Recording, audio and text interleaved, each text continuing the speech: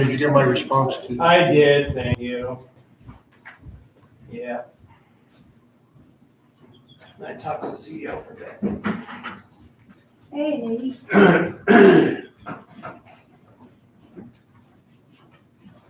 Fine.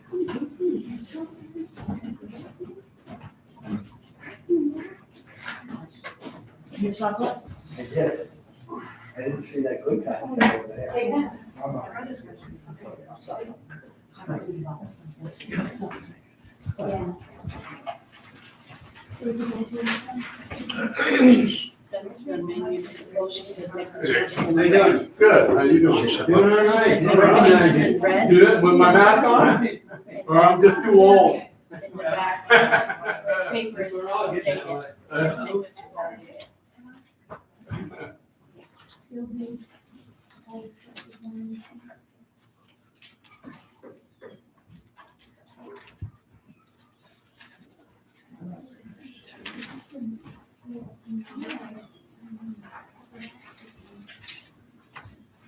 This live on YouTube? That what it's It will be. It is. Really? You're live now. I should have put a better shirt on. You got to stand in front of there to be on the. You stand on the wrong side of the camera, so They you're not they only visible. hear you.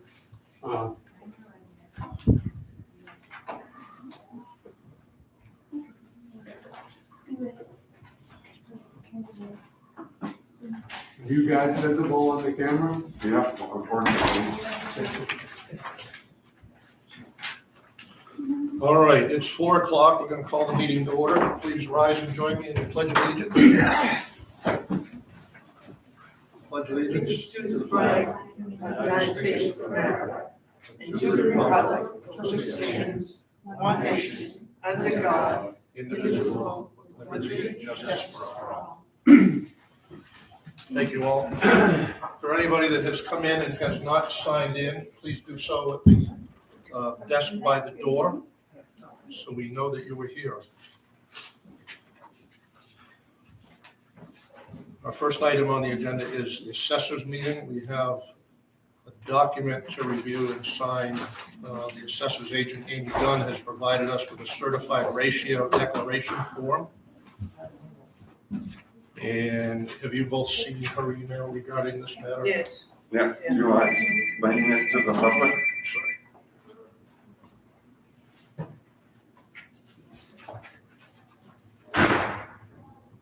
Sorry about that, folks.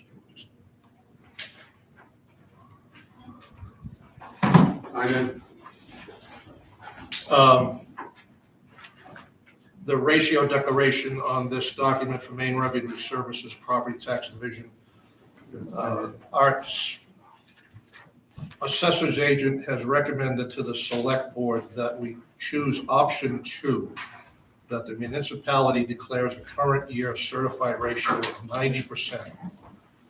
If this ratio is not between 75 and 91%, check the appropriate blocks and blah, blah. I say blah, blah because it's a lot of legality here. Total number of homestead exemptions granted, actual or estimated, are 400. Total value of 2022 homestead exemptions adjusted by the certified ratio declared in Section A is 9 million.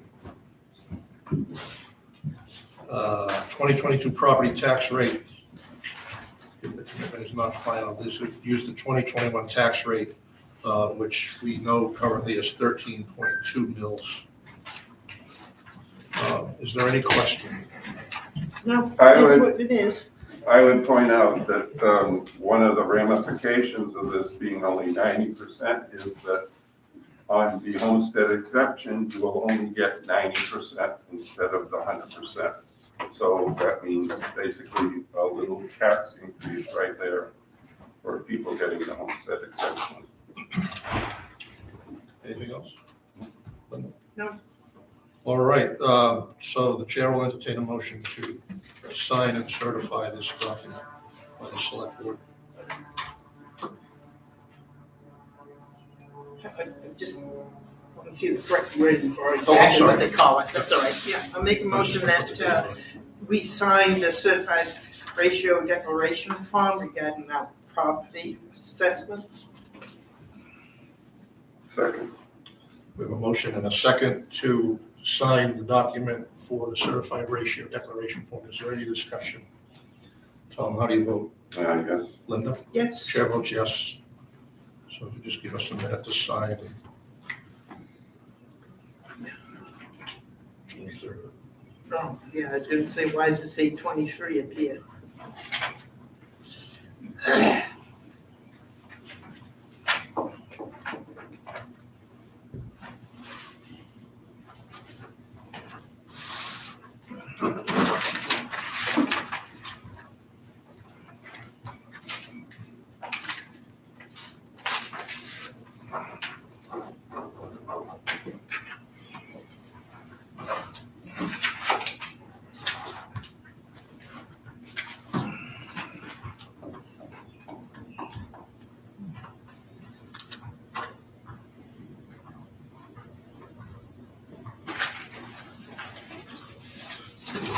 Please pass it on to Eleanor. You signed it.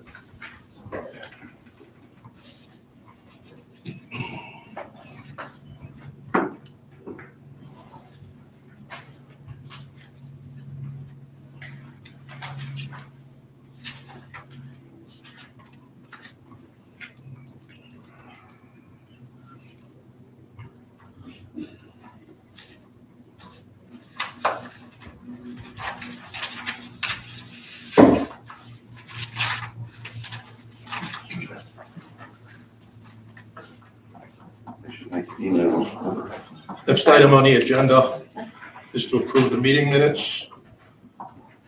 We have meeting minutes from the 2nd of May. Does anybody have any changes or additions? The only, under public comment, the first paragraph, the last sentence is, other members of the school board also agreed that there's no members of the school board were here, except for you, correct? So should that be select board? I mean, or just strike that out, unless you heard that the members of the school board were concerned with our tax increase. No. No, so I don't know where that came from, so. Well, it's supposed to be select board, I don't know. No, because we didn't agree on it. I No, think what she meant was that others, the school board members were unhappy with the increase. Well, I At don't- that time, Yeah, but it that's, wasn't only Maria, But we Maria can- we said can that others scratch it out. were. right, but the kind of That's reason third. they were here saying that, so I was just concerned, that's all. I mean, I would agree that would, Yeah, that's third person kind of information. So let's delete that. Anything else? I don't have anything else. Tom? No, Eleanor, under old business, the update from the planning board on the matter related to FEMA's national flood insurance claim. Where it says, according to Wexler, the residents of Crescent Beach have formally sent. Please clarify that so that it says the residents of 58 Crescent Beach Road have formally sent in an appeal. And then in the next line, it talks about the property on Gin Point Road. Please specify the address as, and I don't know what the physical address is, but Gin Point Road, whatever the number is. You know, right offhand. Not off the top of my head. Yeah, I don't know either. Say it again, Kevin. Is it 115? That's easy enough to look up. Yeah, field check that, please. All right, that's all the changes I have. So the chair will entertain a motion to accept the minutes as adjusted. I'll make a motion that we accept the minutes, May 2nd, 2022 as adjusted. Second, We have a motion and a second. Any discussion? Linda, how do you vote? yes, Tom? Yes. Chair votes yes. Next item on the agenda is public comments. Is there anybody that has anything to offer to the select board? Maria? I'll let anybody else go. No, go ahead. You raised your hand. Okay. We're waiting for you. Maria Davray, 15 Woodland Road. So I just wanted to give you an update on what took place at the last budget meeting with R213. So we had, the board members had requested that the business manager and the superintendent come back with a budget that was lower than what they had presented initially, which was a 4.7% increase over last year's budget. So they came back with a 3.3% increase, which was approved 7-3 by the board. what does it mean for Owl's Head? It means an additional $357,000 increase in our assessment over last year. Tomorrow is the taxpayer town hall meeting at the high school at 6 p.m. And I really urge anybody who's a registered voter to attend that meeting and vote on this budget. The reductions were done by not really eliminating anything.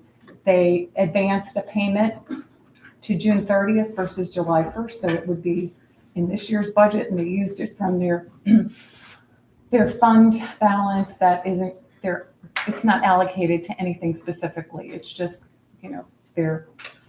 I'm just going to call it the savings account, working capital account. So that was one of the things that they did. And the other thing that that was done to reduce the budget to 3.3% from 4.7. And this is all in the budget meeting video. You can watch it. I'm not disclosing anything that's confidential or whatever. The business manager took a more detailed look at healthcare and what options their personnel might take, and he was able to reduce that cost by an amount that then resulted in this 3.3% increase as opposed to 4.7%. So again, it was approved 7-3, so not unanimous by the board.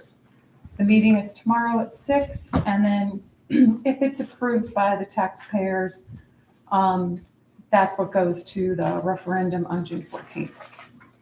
That's it. Thank you. Thank you very much.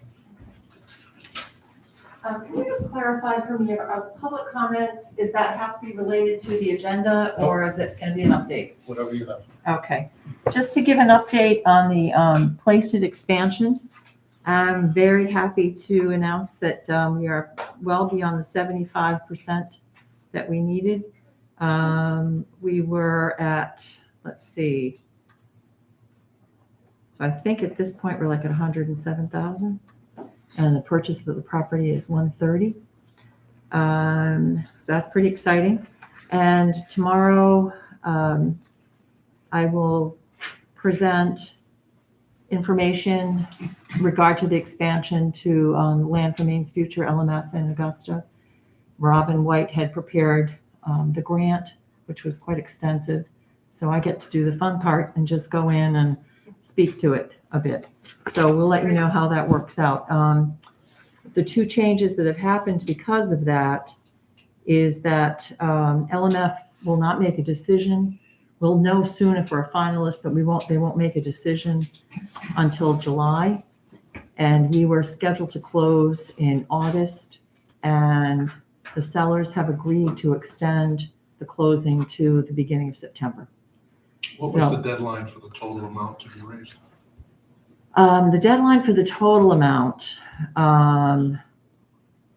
we actually, to be specific about a total amount, we were looking for the date before the closing. So we were looking at the closing date for our total amount, which is more than the purchase price because of the other fees that are involved in it. So that first one was August 3rd. I think it was August 3rd. So at this point, it's in September, because by then we will have already known whether or not we have the grant, but the funds will not be released until that time. And if we get the grant, it could be up to $60,000. So that will take care of it. Okay. Catherine, thank you. Thank you. Are there any other public comments? Any public comments on any issue, matter, or otherwise? Seeing none, the public comment session is now closed. Next item on the agenda under old business is the update from the code enforcement officer regarding notices of violation for properties located on Ingram's Hill and South Shore Drive. Anything new, Scott, from the last report? I'm Scott, your code officer, plumbing inspector. And the only news I guess I have to share is old news that Curtis is going to remove his damaged structure, his nuisance, when he comes back up from Florida, which I believe he will do. He's done this before and he kept his word. That's on South Shore Drive. It's on South Shore Drive. And Mr. Crudell was taken ill, and I didn't think this was the time to actually pursue that, to give him a chance to be here. I had told him, he had come in and seen me, and I had told him that it was in the selectmen's hands. At this point of time, I think the selectmen would be looking for the town attorney or an attorney to pursue this, to get the desired results of getting rid of the nuisances or the junkyards. And I wouldn't be surprised if Mr. Crudell may be back and possibly in the room. Sure. Well, it'd be good if he is. Hope he's doing well. Yes. Right here. Use Oh. He's hiding behind his mask. Sorry. I should put I mine had in. COVID 3 times, you know. Oh, no. It's like- Oh, no. I got it when I was in the hospital, so. Oh, that's a surprise, huh? Yeah, really. I didn't have to pay for that. So, Mr. Crudell, considering the fact we're talking about your property, Exactly. do you have anything to offer to the town to Well, I work was us through this? Yeah, I was looking for a time frame on this. I mean, a lot of that stuff that you see piled up against the building, my brother likes to collect stuff. And a lot of it's metal and he'll take that to a redemption someplace. The building, I mean, I could raise the building. As far as, I know that's commercial property. Can anyone tell me yes or no? I mean, there was always a business there. I think it The is. Tires had a store, my father had his It was a restaurant. service station at one point, too, Yeah. right? Many years ago. I got the pump, I got the kerosene pump that used to be there. Oh, neat, yeah. The woman gave it to me that ran it. Oh, did you? Yeah. Lois, whatever. Lois. Yeah. So if I raise the building, can I move it back and put some kind of structure like a slab for a footprint to put something else on? I would defer to the code enforcement Yeah. officer. Well, it meets code. Well, first, I'd want to verify that that lot was indeed recognized in our ordinance as commercial. We have a listing of all the commercial lots.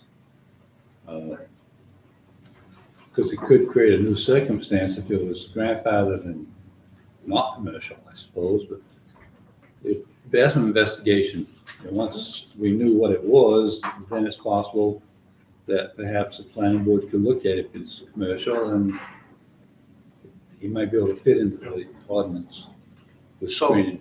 Mr. Crudell, the fact that you're here this evening leads me to believe that you're willing to be cooperative with the town. I am, very Try much. to make this happen in a way that's amenable to you and the town. Right, I'm looking for like a time frame to give you time Sure. to do all this.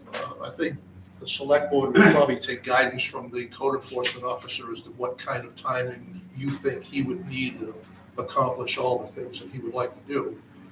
Again, it would have to be within a reasonable period of time and approved Yeah. ultimately by the select board. Would you be willing to work closely with Scott? Yes, I will, Try to work through those details. exactly. And then maybe in 2 months, maybe in 60 days, you can come back and give us an update.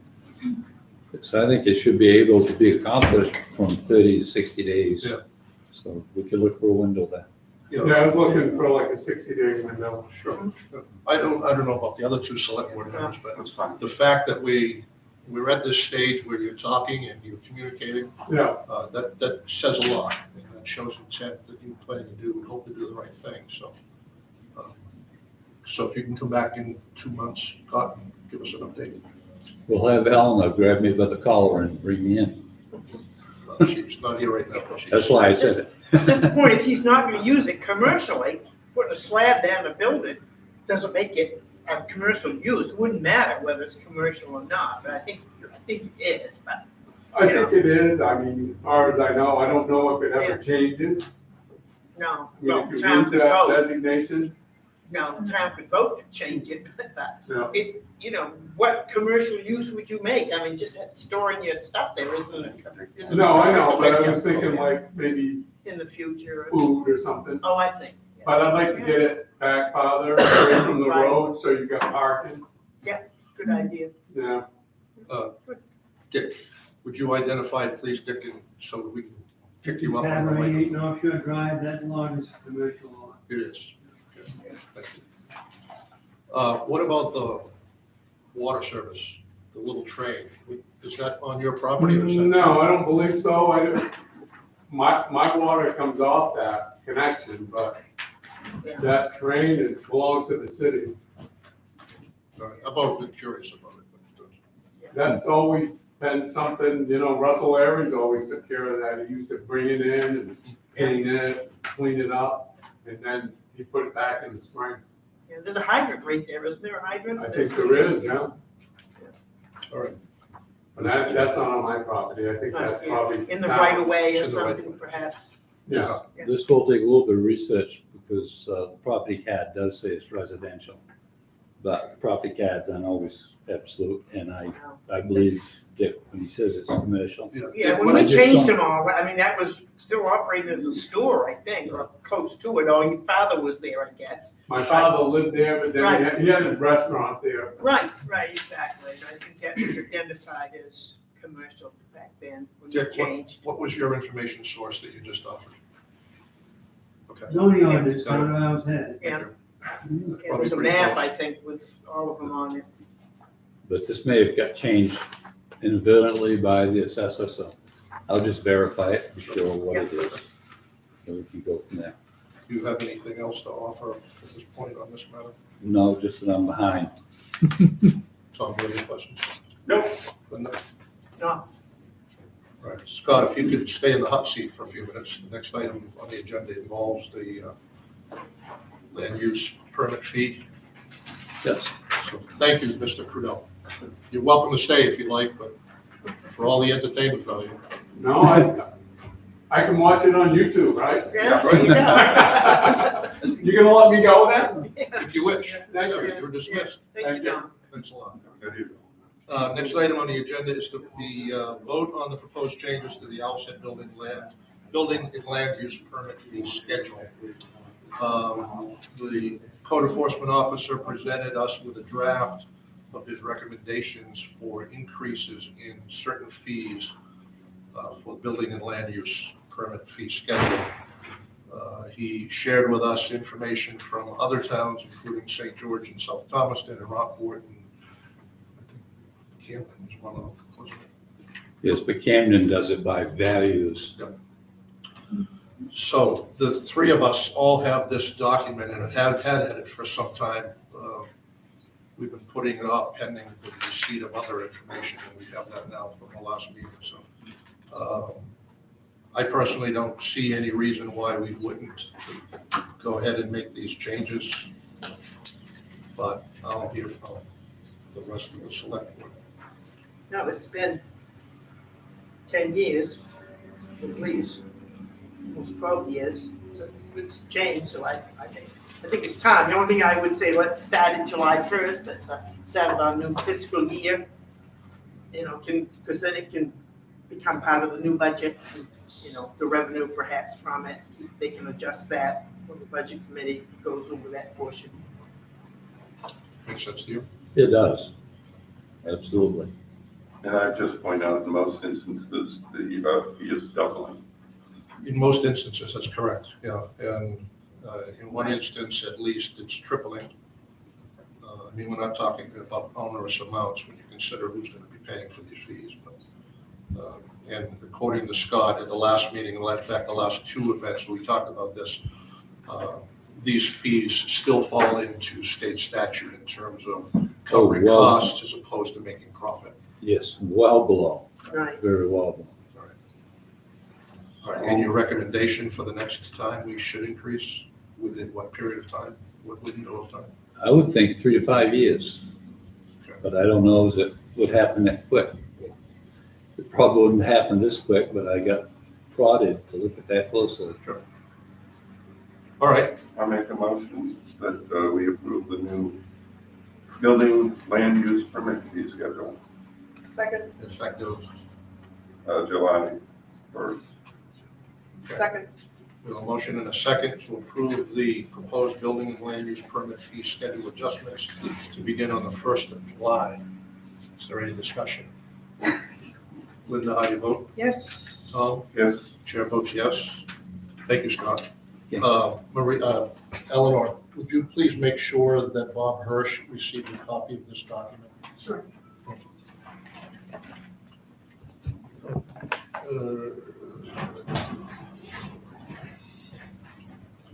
Next item on the agenda is the vote to approve the policy renewal of the Maine Municipal Association Property and Casualty Pool. I'm hoping this will go away this month. Yeah, right. We've had a lot of conversation and discussion. I don't think we need to regurgitate all of it.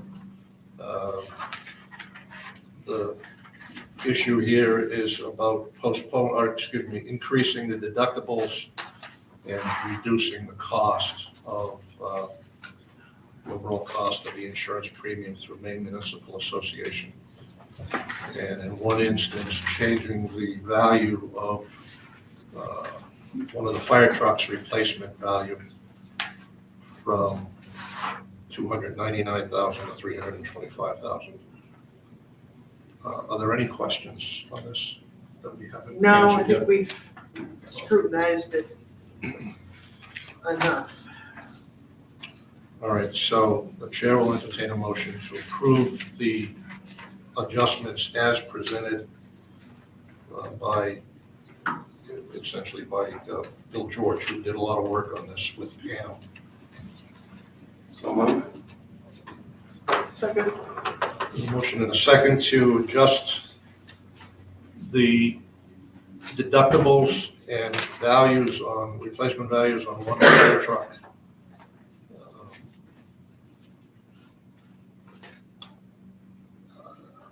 Is there any discussion? No, no, Linda, how do you vote? yes. Tom? Yes. Chair votes yes. I will, Eleanor, I'll come in tomorrow and work those numbers in red and then adjust the timing of the signature. Just requires the one signature. Yes. So don't let me forget that. Thank you.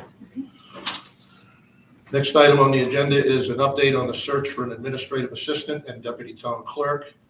And that individual would also serve as deputy tax collector, deputy registrar, and deputy treasurer. So we call her administrative assistant, deputy. Deputy Dillon. The update is that we have received applications, and this afternoon we conducted interviews, and we have in fact offered a position to an individual. We're not prepared at this point to identify who that individual is until that person has accepted the job and has provided appropriate notice to her current employer.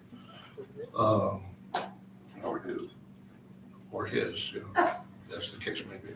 Or they. Theirs. You say they now. I still don't like referring to single people as plural. Not anymore. That's the journalist. English Or teacher. used language. Yeah. And we did, by the way, we did this afternoon in an executive session with a special select board meeting, and we did come out of executive session and voted to make that job offer. All right, anything else on that? No. Next item on the agenda is a report from the Owl's Head Airport Advisory Committee regarding the proposed interlocal agreement with Knox County. This, in essence, is intended to be the response from OHAC to the county's response Yeah. to the town. Please join us. So I'm just going to introduce Lauren and Lauren from the airport committee, who've been working very hard on this thing. And I just want to say one thing, because I've been talking to Can't identify. Ken Wexler, Crocus Beach Road. I've been seeming, in the 20 odd years that I've lived here, has been involved with one way or the other with the airport. And one thing that we were always told from previous airport managers, other people, Jeff's immediate predecessor wasn't that sorry. There's nothing that they could do, nothing that they could do. Sorry. Cemetery, this, that. Everything is all because of FAA. Well, we've done a lot of research, and we sincerely don't believe that FAA has sovereignty over the town of Owl's Head and can't do what they say they're going to do. And the only thing that gives them a little leverage is what does give them a little leverage is the grant applications. And the county comes in and has taken grant applications for 20 years, which actually we're in violation of the interlocal agreement, and a few other things, but that's passed. So what we're gonna present is, we didn't rewrite the interlocal agreement. We want to present back to the county why we think that what we propose in our draft of the interlocal agreement makes sense and works. And Lauren are gonna go over that. So, thank you. Thank you. Who's up, ladies?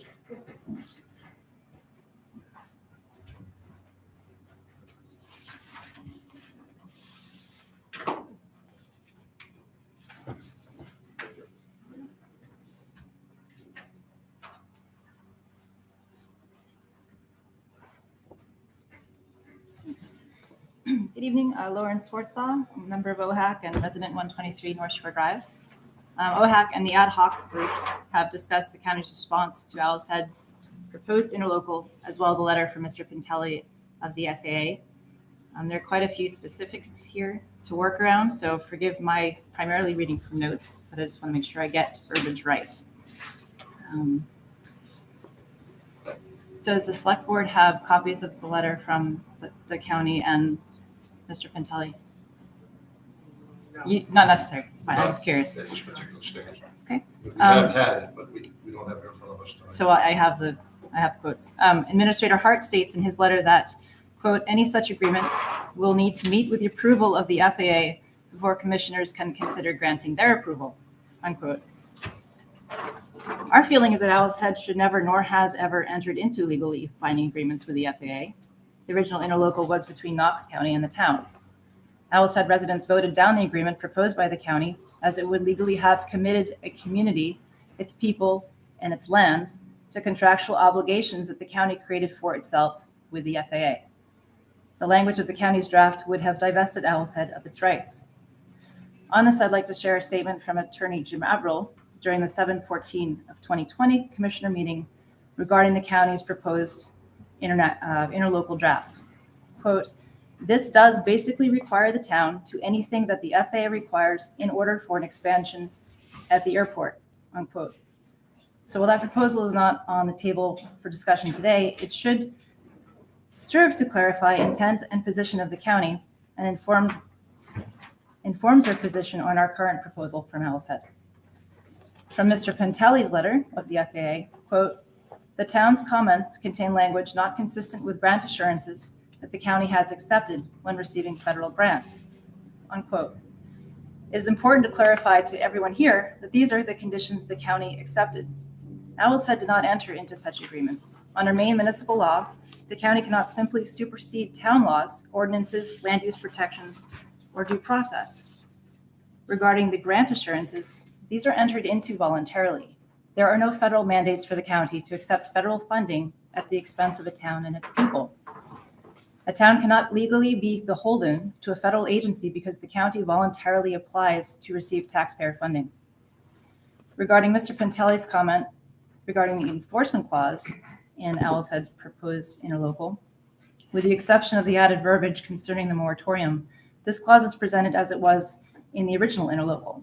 In the 20 years that they were legally bound by an agreement restricting growth and expansion of this airport, the county continued to apply for and accept tens of millions in federal funds for growth and expansion of the airport.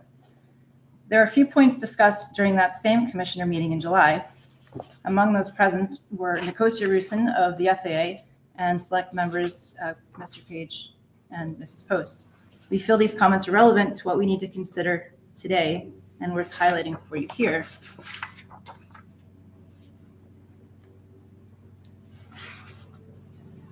At what point Mr. Page asks Ralph Nicosia Rusin of the FAA, what is the difference between a recommendation from the FAA versus a federal mandate, where a federal preemption comes in and takes the decision-making authority away from the town? To which Mr. Rusin replies, I think the decision-making authority we see is with the county regarding the airport. We have no relationship with the town itself through contracts. Most of it is really, if you want the money, these are the criteria you must follow. There are things that the FAA does not control. The airport specifically, we don't get to tell the airport what to do. Mr. Chair Page follows up with a question from Mr. Rusin. What I'm confused about is the contractual agreement between FAA and the county. It's always been my understanding that the FAA is a jurisdictional authority over how an airport runs versus simply because of federal funding that may come from the government. To which Mr. Brewston replies, we have authority over airspace. We do not have authority over airports. And separately, those are really great questions. So these are important aspects for our select board to consider. And if it's helpful, I'm happy to make those transcriptions available if you'd like to read them through. Is it possible for the select board to get a copy of Sure. what you just read from? Absolutely. I mean, if I may email that to you. Sure. To all three of us, please. Sure. Thanks.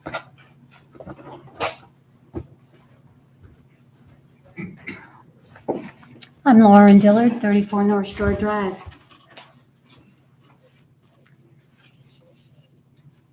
Following up on what Lauren Schwartzbach just shared with you and recapped, the points that I want to bring to your attention today from OHAC and the ad hoc group that has worked on the interlocal agreement is in essence describing or talking about the elephant in the room. The county has not been acting in good faith with us over the airport.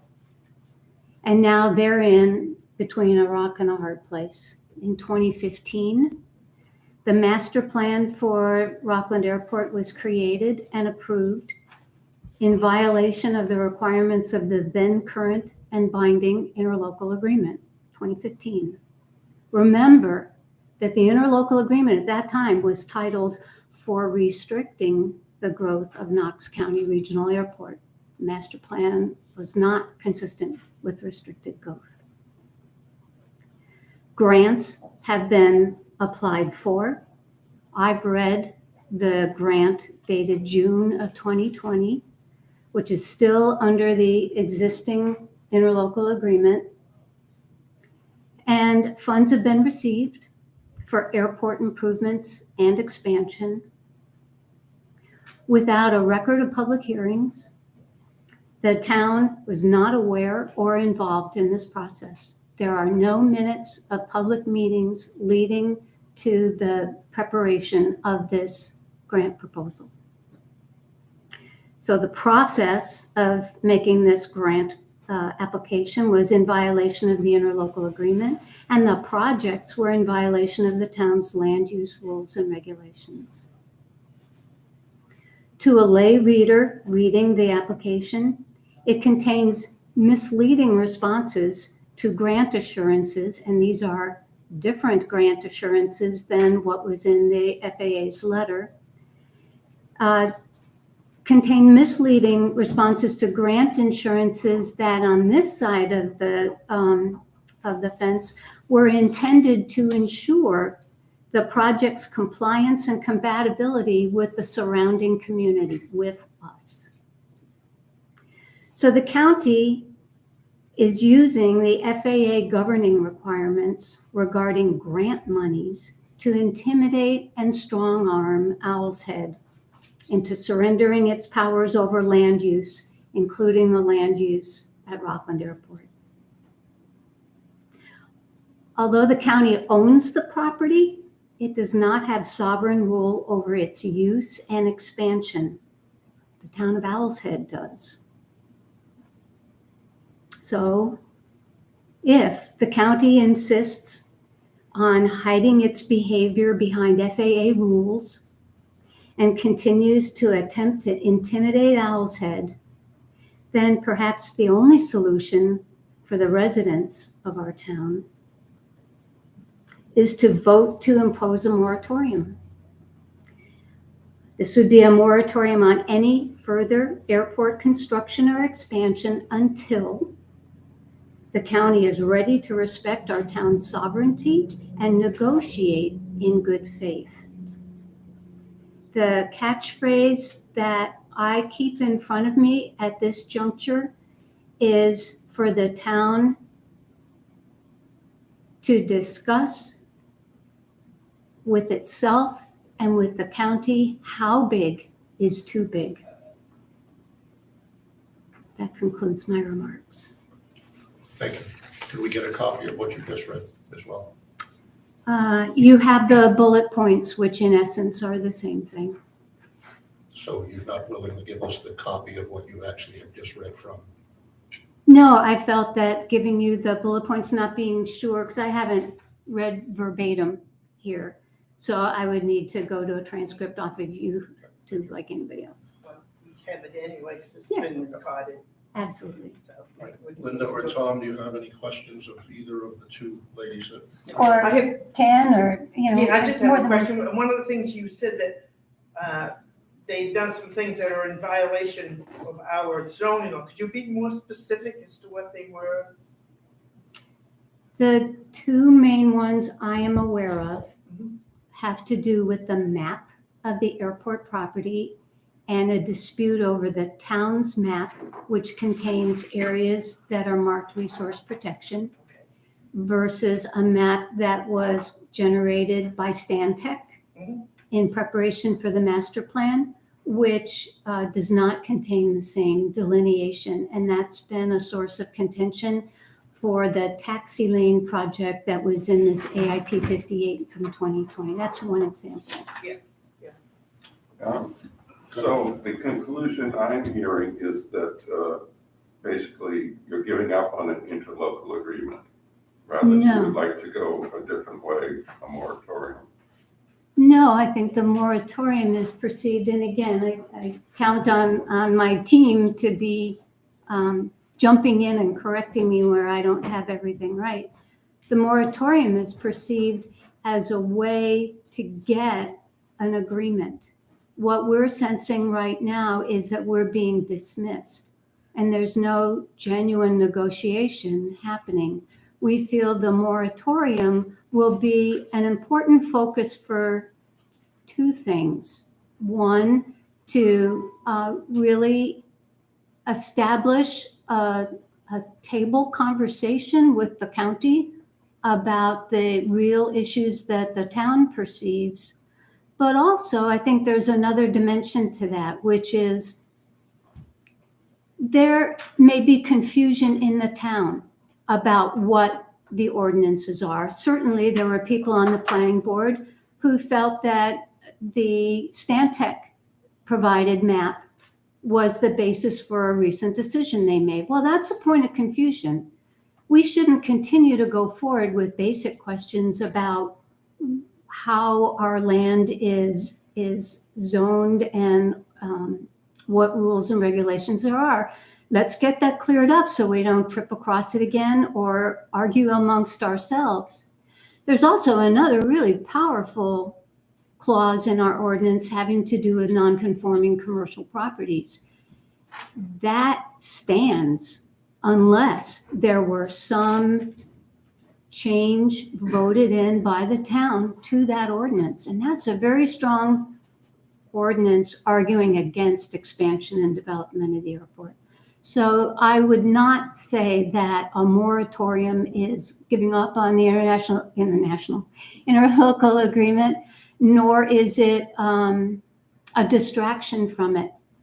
I think to focus on these areas where maybe even the town doesn't have its acting gear, but certainly to quit ignoring this elephant in the room about the growth that had been planned for starting in 2015 and continues to be applied for now. What a proper foundation to build that on for going forward. But still, we have tools in place to stop expansion beyond what's permitted. I think there's some dispute on that in the town, judging by the planning board's latest decisions. And I think there was dispute by the planning board of the non-conforming commercial ordinance that was read in the planning board meeting. We shouldn't still be at that level. We should have a clear foundation. Linda? Yeah, this is probably a legal question, so you might not be able to answer it, but can a moratorium be site-specific? In other words, we put a moratorium, can we just say just for the airport, not for anybody else in town? Or would it be for just commercial properties? I mean, can you be site specific? The original, the moratorium that produced the first interlocal agreement was just about the airport. The town said, hey, enough here, no more work until we get this sorted out. Okay, So we're coming back and saying, we're in the same place, I see. and we need the county to pay attention to us, what we're saying, not dismiss us out of hand, oh, we'd like to help, but it's the FAA, it's the FAA, it's the FAA. And really, get the town a seat at the table for meaningful negotiations. That's all. The other question if there isn't any local, well, right now, there isn't an interlocal agreement, they still have to adhere to our zoning laws. Yeah, okay, So, and if they're not, then this action can be taken, but they need to, interlocal or no interlocal, they still have to adhere just like anybody. That's why local zoning laws. of course they do. But there's way around zoning laws, they've gone things through with the zoning laws. The planning board doesn't always agree on this thing, which Lauren mentioned about. It's gone to the appeals board, there's another case going to the appeals board. And I agree with what Lauren says, it should be easy enough for the people acting in good faith to come up with a plan that both people can work with one another. May I ask? Sure, please. I'm viewing this, so when I first heard about moratoriums, I didn't have an understanding about how that works or what's entailed and all the things. It's not an effort to shut down the airport or restrict the airport in what it's doing. It's for the town, for Owl's Head to get its house in order and figure out what we can do to understand decisions that are being made within our own town in our committees and boards that have a lot of say and power essentially over when suddenly resource protections areas are changed because another entity says they want it changed. That was a meeting that followed after a select board meeting where the board indicated to Administrator Hart that in order to accomplish what you're trying to accomplish, you need to petition the town and bring it to a town vote. And the next board meeting we have on that topic is the planning board, and the planning board goes ahead and approves it despite those comments and statements in reality. That's what should have happened. So what is concerning to us and to a growing number of people is how that suddenly was bypassed because a different group of people made a different call. So the planning board made a decision, obviously it wasn't unanimous. It was not unanimous. No.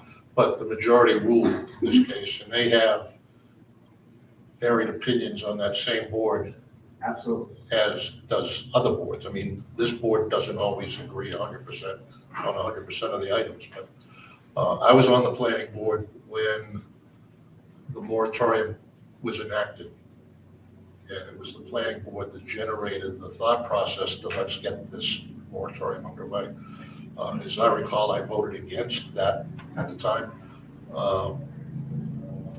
So I'm not sure what the next steps will be, but you've got the idea of a moratorium that if the county doesn't bend and agree to your version of the interlocal agreement, that your next step is to fire up a petition for moratorium. I don't know that we're sure about that. We'd like to sit down at the table with the county and talk about it. If you read the letter that they sent us, every reason they have, we can't do it because of grant assurance 5, we can't do it because of grant assurance 6, we can't do it because of this grant assurance.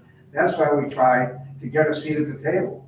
Before you lock everybody in with these grant assurances, let's see what the effect might have on the town. Let us be there and be part of it. Oh, no, we can't do that. No, we can't do that. The last letter says, the last little line paragraph.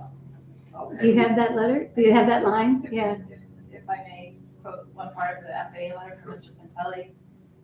Quote, "The interlocal agreement is not required by the FAA. If an agreement cannot be attained with the town, the county may take appropriate actions to address their concerns." So without calling out how that comes across, in one sentence he says the interlocal is not required by the FAA, and then he essentially, it just comes across very disingenuously at best.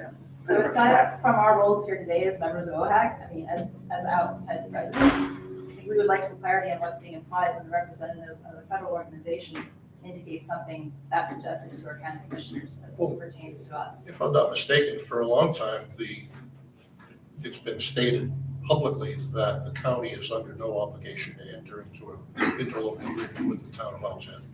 Is that, That is correct. that is Voluntary. accurate? Yes, And as Linda pointed out, the town still has the ordinances to which the airport is required to abide.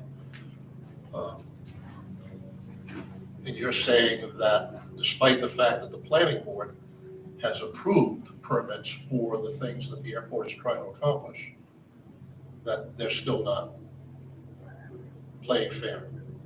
Consider- Number two, if I might just say, is that one of the things that might be done during the moratorium period is boost up our ordinances.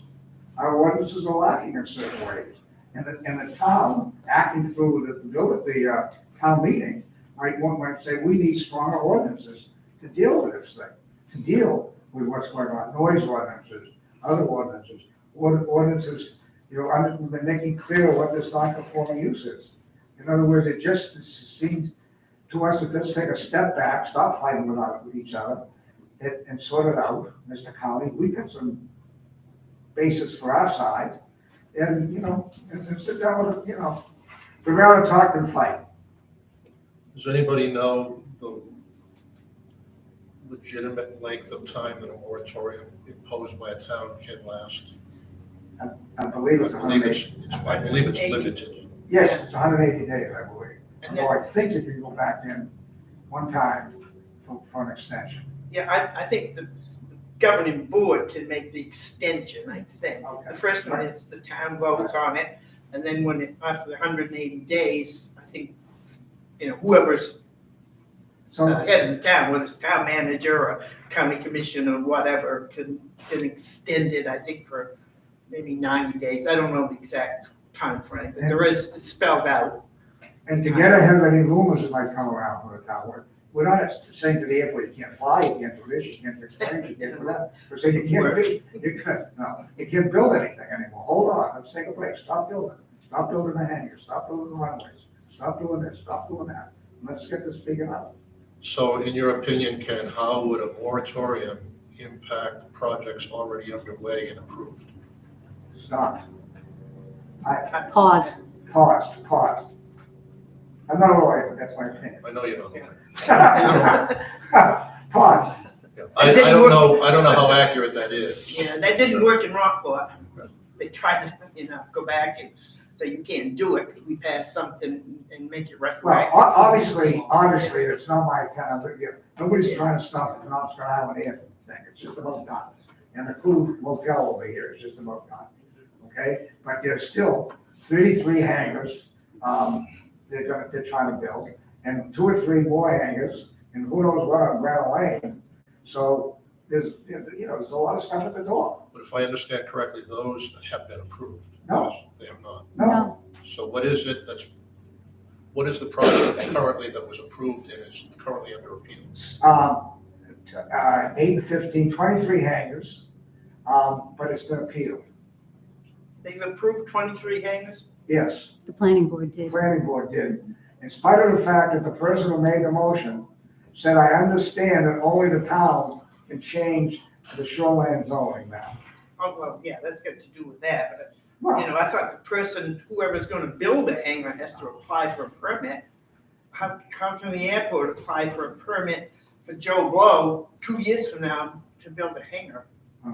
They something we've did. been wondering about. But They're approving the concept, not the actual physical hangar.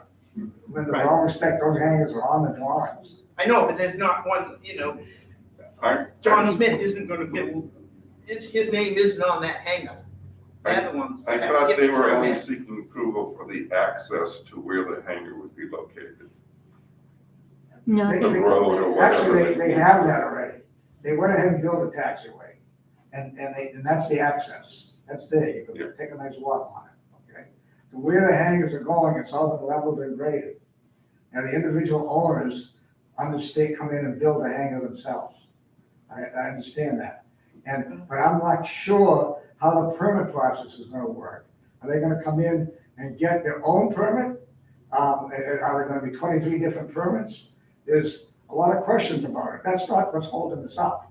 I mean, that's a point of view for code enforcement and to rule on. I don't need to be getting this deep into the weeds. But, I mean, there's a lot of things here that the town should pay attention to.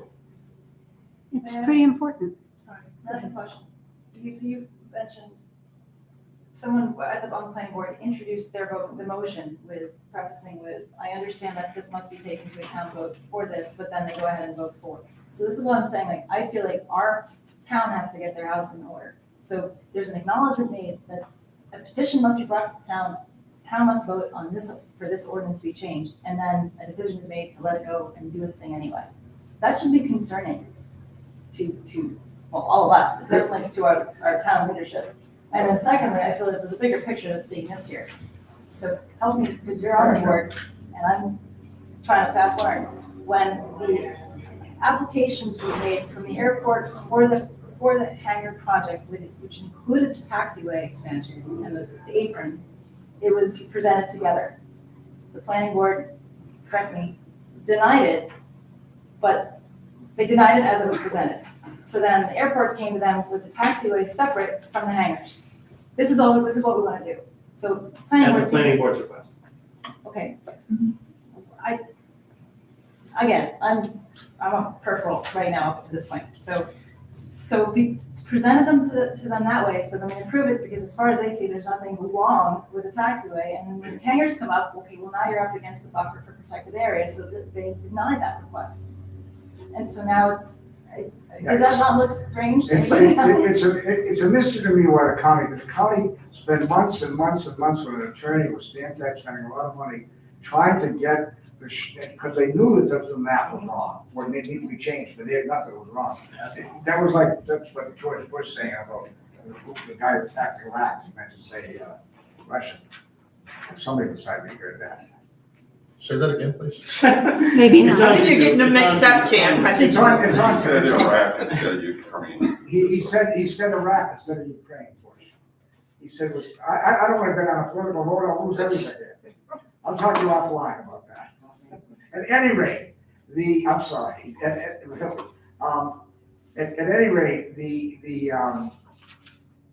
it was clear to the county, in my opinion, that they had to get the town meeting to change the zoning map.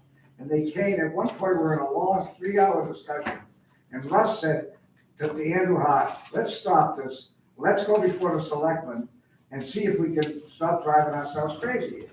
And they came, Andy came, and Russ was here, and they talked to the three of you, okay? And it seemed to be pretty clear that the question was how to get this through the town meeting.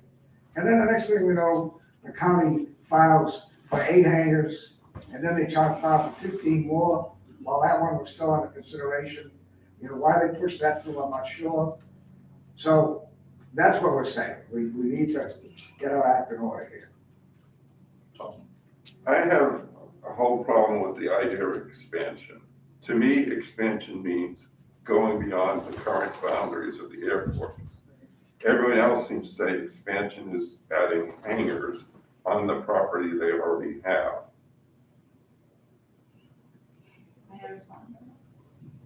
So expansion doesn't necessarily have to mean the footprint, the perimeter footprint of the airport itself. Expansion can be translated in terms of services that are provided. Expansion can be reinforcing of infrastructure in surface areas, so you can accommodate a heavier aircraft or a bigger plane or a number of things. So expansion isn't just the geographical footprint of a place.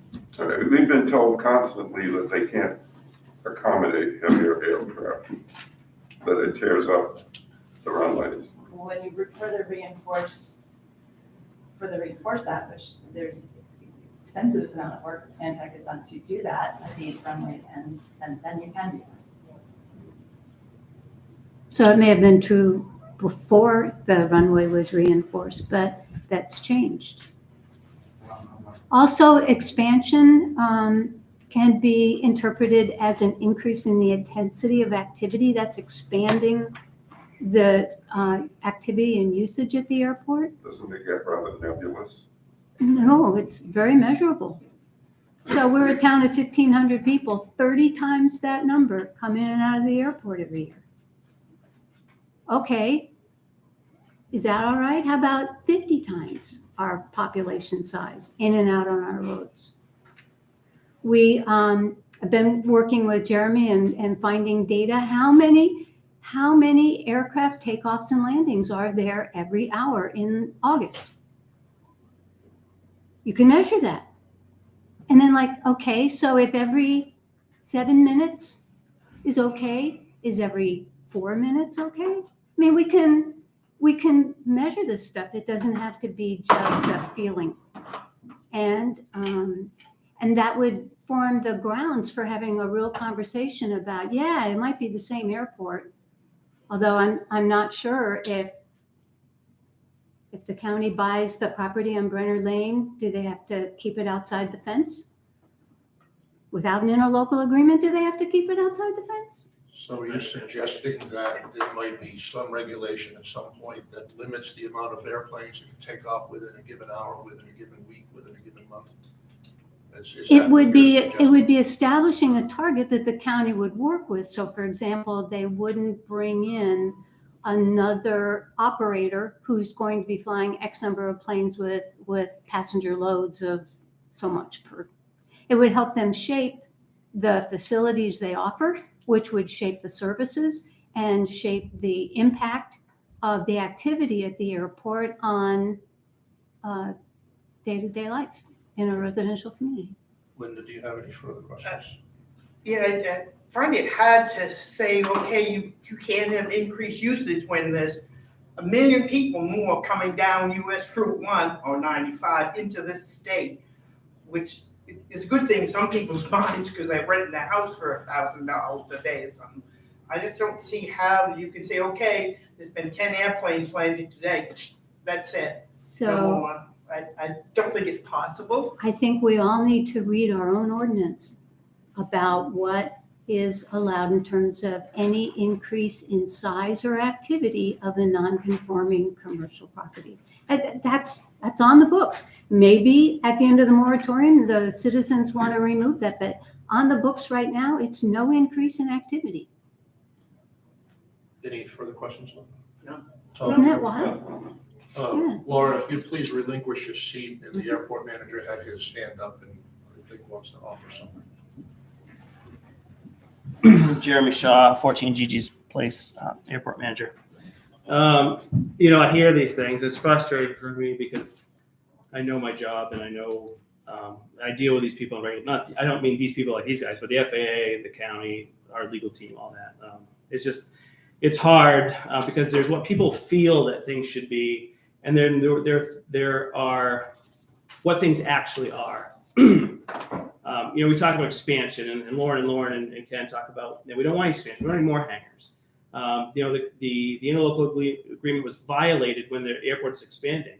The Lauren's own hangar was built in 2005 during the interlocal agreement. Yet she has a lease with the county to have an aircraft at the airport.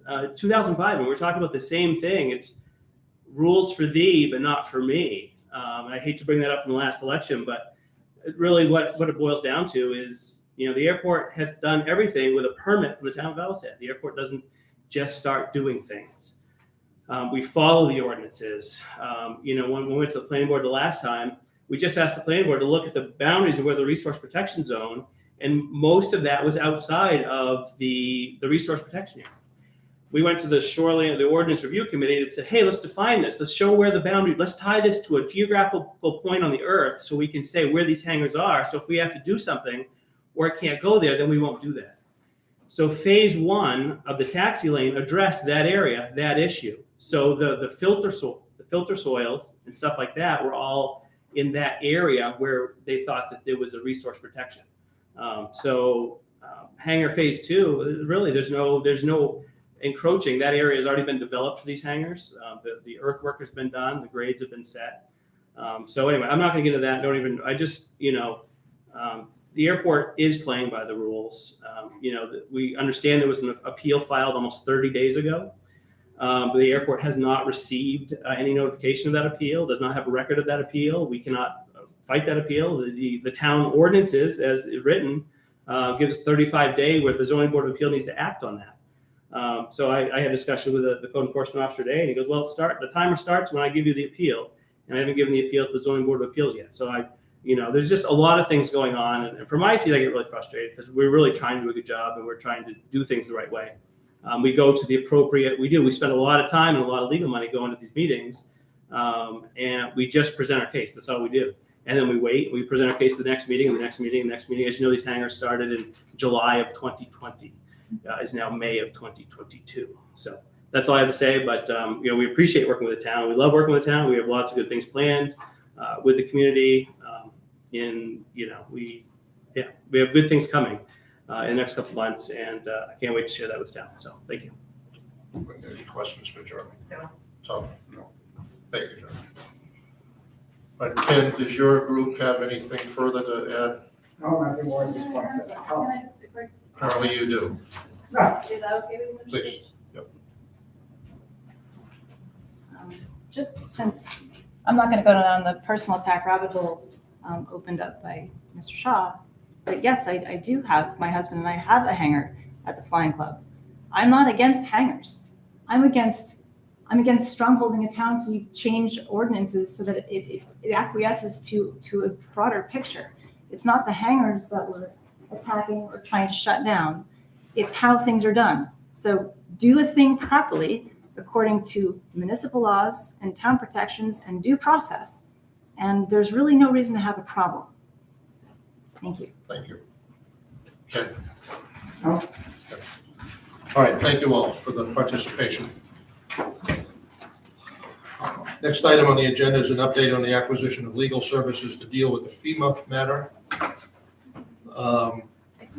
The only thing I can report at this point is that I have reached out in writing to the Maine Municipal Association asking for guidance on this matter, and in fact to have a conference call with them and members of the select board and possibly even members of the planning board to talk about how we might address this going forward.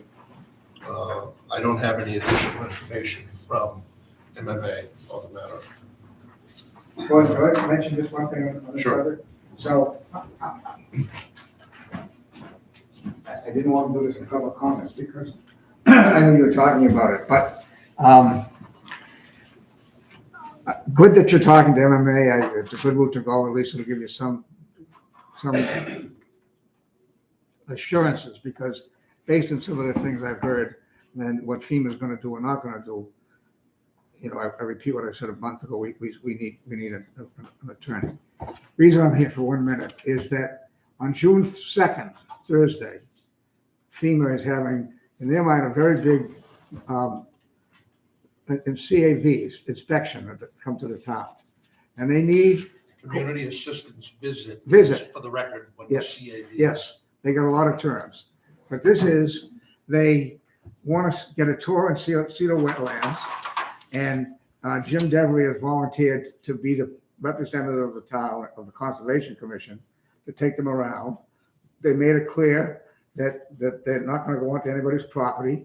This is going to be all stuff they see from the road, and to see if there's anything else that they want to identify as potential problems. So that's in the morning. They're going to meet here at 9 o'clock, and they're going to come back. And I mentioned that you were thinking of going. They're fine. Anybody who wants to go, you have to go in your own car. Sorry. Okay, It's federal rule. it'll be a parade. No, I don't think there's going to be that many people. But anyway, that has to happen. Jim is committed to go. I'm going to meet with Jim. And then in the afternoon, they're going to meet with Scott to look at all the permits and a lot of records. So this document that they set out for, that you wrote back, I think it was is it me or is this growing? This is the things they want to see. It is, well, I don't know whether it's grown or not, but there's a lot here. And I would like to request being able to sit down with somebody from the town to help get this together, so we're not here with mud on our face, when they come. Tell us what you need. And before you go any further, Ken, be very careful. Your metal nose piece is sticking up very close to the bottom of your eye. Okay, I don't get COVID. I won't be able to see. I'd like to leave this with the three of you. I understand what's going on, the office strain you're under here, but I want to come over. I just need somebody to help me. And I need the select board to give Scott a friendly reminder that he has to be here. We picked the day Thursday because he's here Thursdays. So a couple of words from you would be helpful. Yeah, and he's not required early in that visit. No, He is no. required at 1 o'clock. They don't need him for the tour.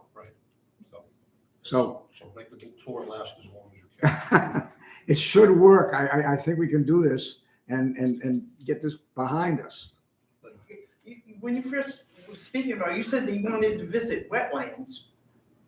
You meant shoreline. Yes, shoreline zoning. You said wetlands, I thought, that's next door to me. No, Okay, so it's the shoreline, yes, the ones that are in the floodplain. yes, floodplain. Okay, thank you. Floodplain is the proper word. You Right, spoke. right, right. There's so many terms for an old guy. Yeah. right. So you're gonna drive around and they went out of their way to saying they're not going to anybody's land. So you don't need your shotguns. Yeah, but they're just gonna look for more violations. They so are. that They can tag us. They are. Justify their coming down here from the great They town of Augusta they admitted that if they find someone, or What? Boston. Well, that's even better. no. Yeah. Well, the regional is in Positive Boston. thinking, people, please. No, I'm sorry. I'm positive about it. I really am. I think it's gonna go all right. I do. All right, thank you. Could you give that to Eleanor and make copies? For- No, you have copies. I got it, Thank you. yeah. Thank you. Take a look at it. Just a little help. So, quick question, Ken, when you say you want some assistance, who would be best to provide you with the assistance you're asking for? Besides Scott? Yeah. Eleanor, Dick. Dick helps me all the time, so, So you need some clerical support in Yes. some way, yes, in addition to Scott? yes. All right, so do you have any idea how much time might be involved if you needed Eleanor A couple of hours. over in one block of time? And I hate to be so specific, but you're right, with the office staff is very well stretched at this point. I could make it work around Eleanor's timeframe. Okay. Eleanor, could you be as available as you possibly can be to Ken in his requests? Is this on the first? I mean, when is this? No, it needs to be done for the second. In advance of that date. So I can maybe meet- come the end of this week or early next week, I can meet on Friday. this Friday. Yeah, I can too. The office is closed on Friday, so what she's offering is to come in on her day off, Well, thank you very much. bring Yeah. lunch. That would be my pleasure. I mean, she gave her lunch away to the selectmen over here earlier, so. I will run right down to the Allison General Store, keep the money in town. And I'm gonna show this to Scott, Yes, and maybe he can point us in the right direction. thank you. All right, next item on the agenda under new business. Set a date for a special town meeting to approve a change to the interlocal agreement with Thomaston and South Thomaston to alter the fiscal year for the All's Head South Thomaston Solid Waste Corporation. This is an effort to align the fiscal year of the OHSTT with the three separate towns so that everything is consistent. Is that a fair? That's accurate. Okay. Indeed. It's about as accurate as it can be. We have language that has been provided to us through the OHSTT Solid Waste Corporation to put on a warrant to vote. This is not an event, or this is not something that can wait for the regular annual town meeting because it needs to be approved before the 1st of July. Is that correct? Right. So We will be starting a new budget this July. We're meeting a 6-month budget. So we need to set a date for a special town meeting for this purpose and possibly other things that might come up that we're able to anticipate in advance. And our choice is sometime in June. Right. Yes. The question I have, and I think I know the answer to it, but I'll ask it out loud to show my ignorance. Does the town need to provide a public hearing in advance of that special town meeting? I don't think so. Not, It's, if there were a zoning issue, I think. right, but- right, changing some zoning stuff, I don't think we need a public hearing. Okay, so any We're not questions that may borrowing come money up, or anything. any questions that may come up can be asked and answered at that, and you'll be present, I take it, or somebody from your I board? have to say, if you pick the date, Well, gotta work I around will it. assure you somebody will be there, no matter what day you pick, but. Why are we closed on the 20th? What's the 20th of June? It's the day after June 10th. Yeah, It's the holiday. That's a holiday? Juneteenth Now it is, holiday. yes. now it is. It's the holiday with the. Okay, all right, so the 19th actually, so the 20th then we're closed, so there won't be no selectmen's meeting then. So we're gonna meet on that Tuesday. Yeah, so do we want to do it on a Monday, traditional Monday, or do you want to do it a different day of the week? Well, June 13th, the day before election day, I don't know, it's office staff, if that's gonna be a That's probably not a hindrance or good not. idea. no, it's just me. I mean, it's gonna, this town, special town meeting probably lasts 10 minutes. Yeah, I'll ask the Just clerk, One article, it's pretty how cut and much, dried. how much time do we have to notice for the public, for the special town meeting? Just to make sure it's accurate. It's gonna be 10 days. not more than 2 weeks. Right, I would, yeah. I think it's 10 days, but I'm not really positive. And then we The have to notice has get to the be- warrant drafted. We have the language. Well, we already, have it, just have yeah, to get it yeah. done. We'll just need to be posted.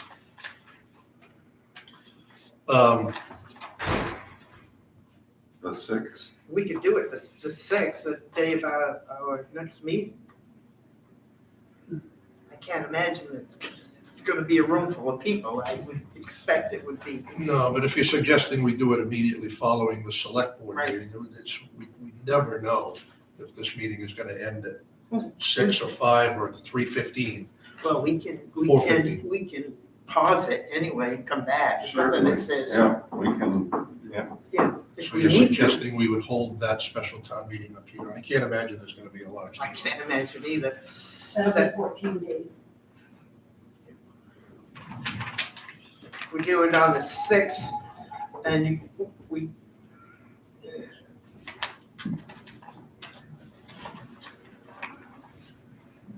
I'm not sure Yeah. if that'll give us enough time to get it in the newspaper. I don't think we need it in the newspaper. Okay, I don't believe, but check and see. I don't think we need it. It's not like before when we were changing the ordinance and had the public hearing and whatever. As long as it's posted, I mean, if Steve Betts listening, he can, do an article on it, which is what he usually does for town meeting. We don't post it in the paper with the whole warrant. Someone from the paper usually does an article on it. So I don't think we need to meet that deadline.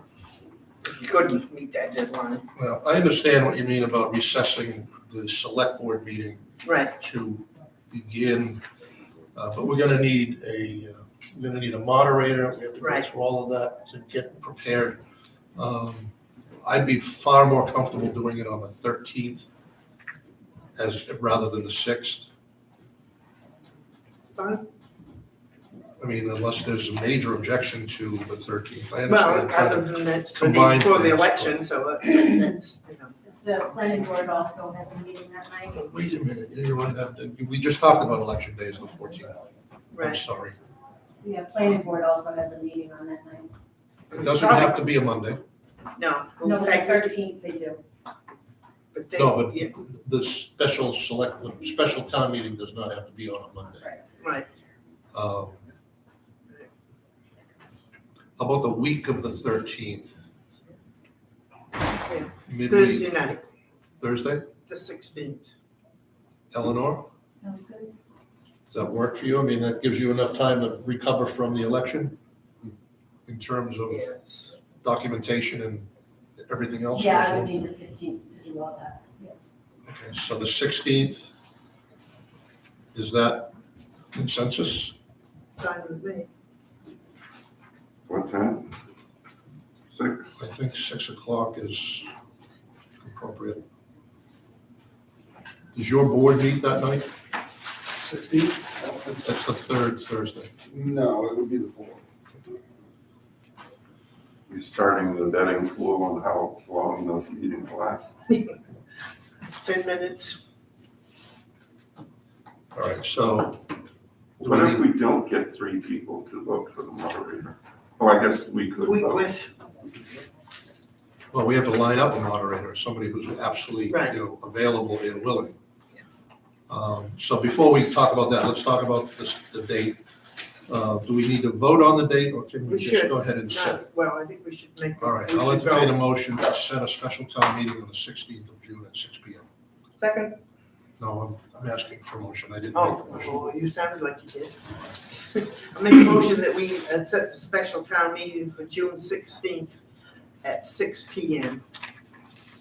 And second, I have a question. Do we have to vote on the warrant articles before then? Well, we probably have to vote to accept the warrant article, but we can do that on the 6th.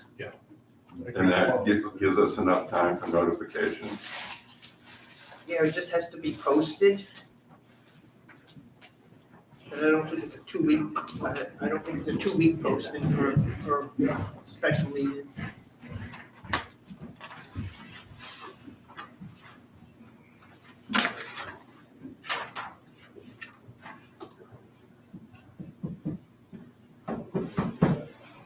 I was thinking it was 10 days that had to be posted before the meeting, but verify that.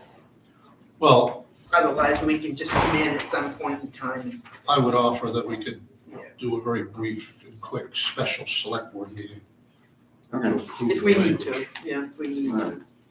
All right, so 16 June at 6 PM. Can I ask Ken a question? Yeah. Would you have a moratorium warrant article by then? That we have to have, I think you have to have a public hearing I would for all think- of that. Yeah, We were thinking of the regular town meeting. yeah. You have to have a public hearing for that because you're, changing the ordinances. All right, so we have a motion and a second to hold a special town meeting on the 16th of June at 6 PM. Is there any further discussion? Tom, how do you vote? Yes. Linda? Yes. Chair votes yes. Saved. Huh? I just waited for you to pass it, and I hit save, let's save that date. Oh, there you Did go. you change the mind? All right, next item on the agenda under new business is the vote on salt and sand bids.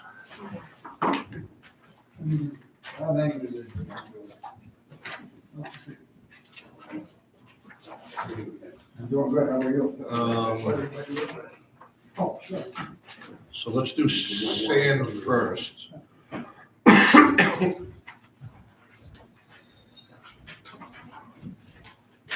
Well, since we had no bids except. Let's see. Okay. We have one bid We for have, sand. right, 16A flag. Correct? Yes. No other company. I'm sorry, hold on. Price delivered to municipality. It was just black. Yeah, so just the one bid, and they bid, the only bid that they made was for delivery to the Right. municipality, not providing lead equipment. Have you ever thought of going out to the beach and digging up some sand? You think you got a problem with FEMA now? Yeah, right, exactly. Yeah, which beach? Yeah. You can find sand on any of our beaches, we'd be doing something. You can get down to Lucia Beach through the gate. Okay, so the one bid that we have for sand is from DR Flag and Son in the amount of $16.80 per ton. The grand total for 1,000 tons of $16,800. What's your pleasure? Make a motion, we accept the sand bids from DR Flag at a unit price of $16.80. The total amount purchased would be 1,000 tons. Guess that's how they rate it, right? Tons. Yes. Did you put a total amount on that? No, I didn't. There's a total amount of $16,800. Second, We have a motion and a second to accept the bid from DR Flag and Son for 1,000 tons of sand delivered to the municipality at $16.80 per ton for a grand total of $16,800. Any discussion? just one question here, since they're doing a total contract sum, what happens if the other towns don't go along with them? My understanding is that the county put out bid requests to these companies on behalf of each town, and each town is responsible to act on its own bid regardless of how other towns might react.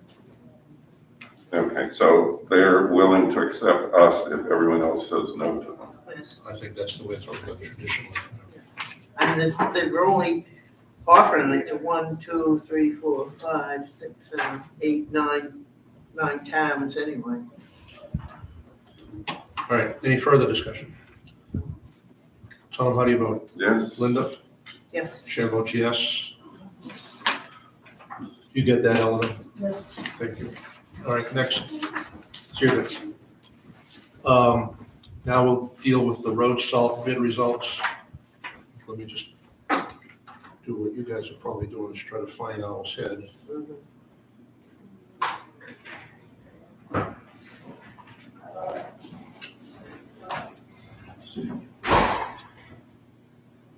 Oh, that's too easy.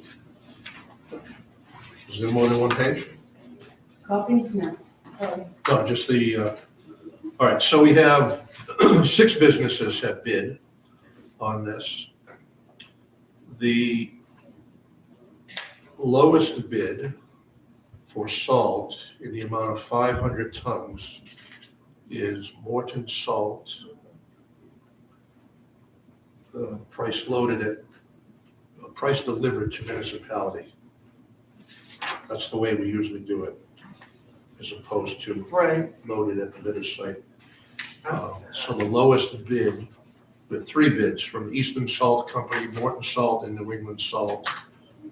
The lowest bid is $72.87 per ton, for a total of $36,435.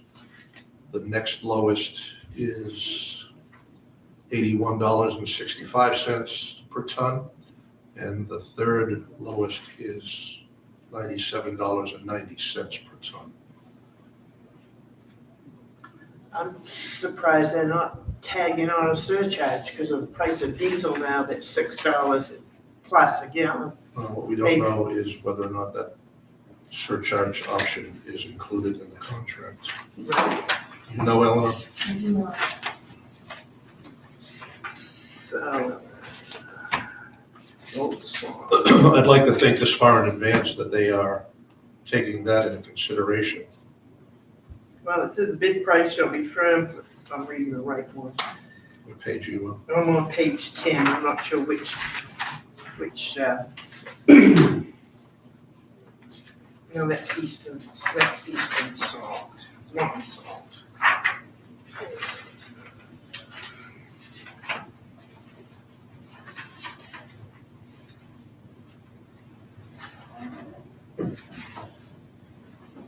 The bid price shall be firm for the contract term and include freight delivery, and any other charges referenced in the contract documents. Okay. So freight sounds to me like they're not adding the surcharge for $6, $7, $8, $9, $10 gallons diesel. All right, so do you want me to read the bid numbers again? No, I haven't. Got it.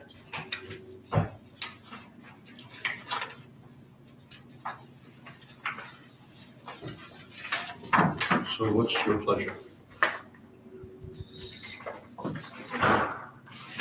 I'll make sure we signed it.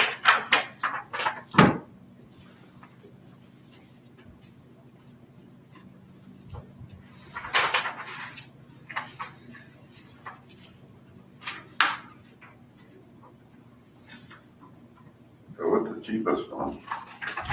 I concur. Is that a motion? Yes. Can you state the motion with the amount of dollars and tons? If I could find the right page. You know, it's highlighted there. Make a motion that go with Morton Salt, $72.87 a ton, 500 tons for $36,435. Second. We have a motion and a second to approve the bid for salt, road salt from Morton Salt for the amount of 500 tons at $72.87 per ton for a grand total of $36,435. Is there any discussion? Linda, how do you vote? Yes. Tom, how do you vote? Yes. Chair votes yes.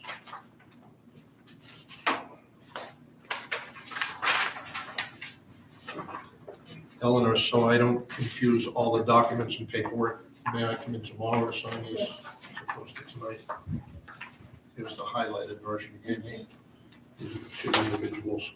While we're on the topic of salt and sand, I've been following the news in some other municipalities in Maine about the concern raised by the volume of salt, or excuse me, the volume of sand. Salt and sand, as we know, is typically mixed together for road, ice, snow, removal. There's been a lot of issues raised in some communities about the fact that salt dissipates, it kind of gets washed away and dissolved, but the sand winds up creating a big mess and has to be removed off the roadways after the storm, after the winter is over. Have we ever looked into the prospect of eliminating sand and going straight salt? And I don't know if it's a good idea or not a good idea, but I'm just wondering if that has ever come up in conversation. I think it's cost prohibitive To do what? to just have salt, not sand. But you have to have a lot more. What about those times when you don't really need salt? I don't know. Yeah, I don't know. I think it's Right. Jeremy, what does the airport do? We have porous pavements, we don't put sand down in the parking lots, only in the paved areas that are non-porous. And we don't sand the runways because we can't collect it. So we just de-ice and. So for the same reasons, those municipalities are trying to reduce the use of salt, sand, Exactly. because of the mess that it makes. That's- In fact, there was a letter to the editor recently in one of the local papers from a local bicyclist who was admonishing municipalities in Midcoast, Maine for not removing the winter sand from the side of the road. It's causing treacherous surfaces and hazards for the bicyclists. Well, state roads, the state should do it. You know, state aid roads, they're responsible for the maintenance of the state aid roads. Most of it ends up in my driveway. Right, I know. I think salt has more of a bad effect on the environment, if that's what we want to talk about, is, That- than the sand. Yeah. It's dirt. But the salt can kill your trees, it can kill. Yeah. Well, a lot of things, just in excess. I don't think we use enough, and we don't have enough road miles to really worry too much about it, but it's just something for. Right. All right.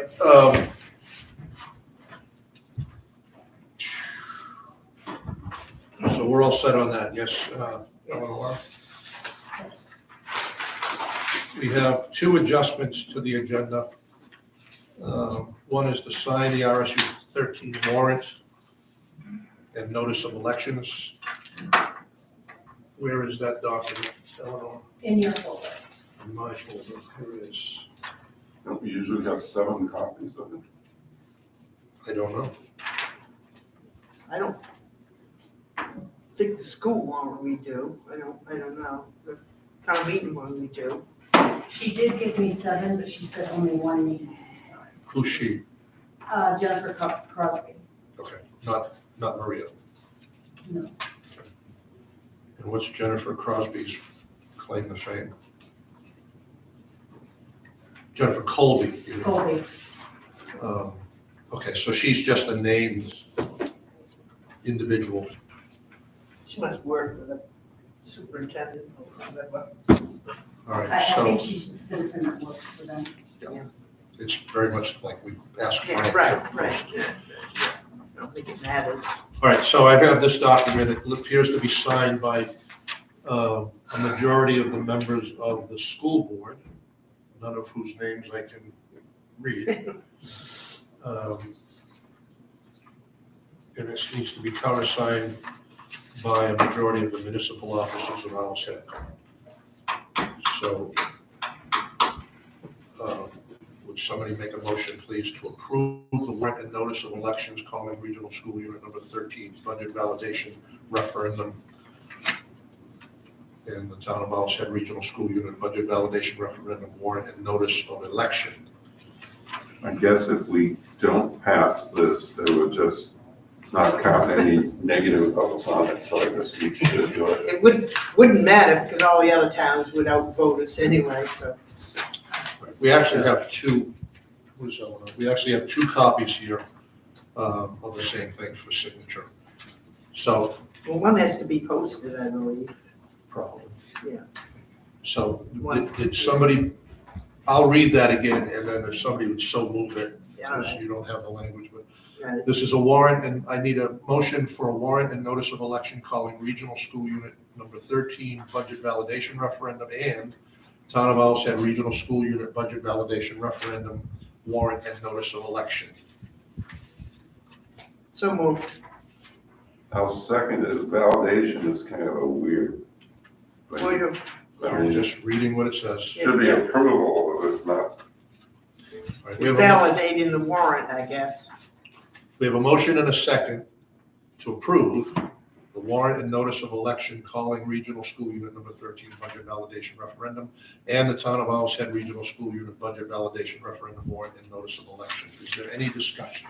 Yes, I would only say that if people are unhappy with the increase in our budget due to the school budget going up some 9% just for Owl's Head alone, that they should go out and vote against the school budget. Oh, is that the rest of them? Yeah. Okay. So if we sign it, will you fill in all the dates? I will. Okay. Any further discussion? I have to know the message.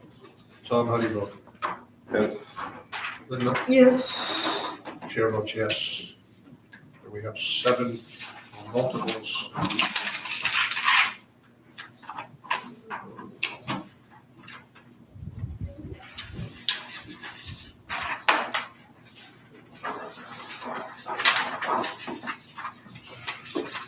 Are those- These are different. These I are was just different. wondering if there's something I could start signing. Yeah.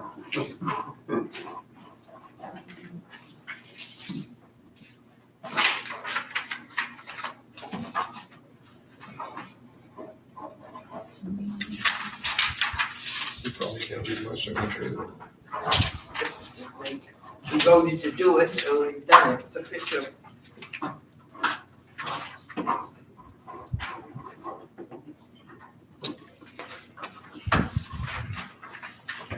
It's all done. Yeah.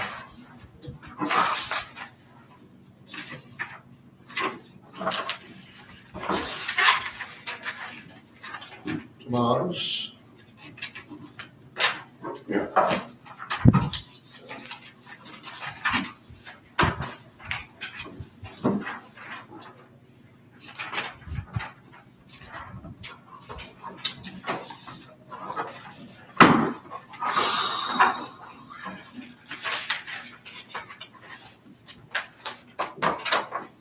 Now, in the case of Frank not being able to post our warrant, Why would that be, why is that?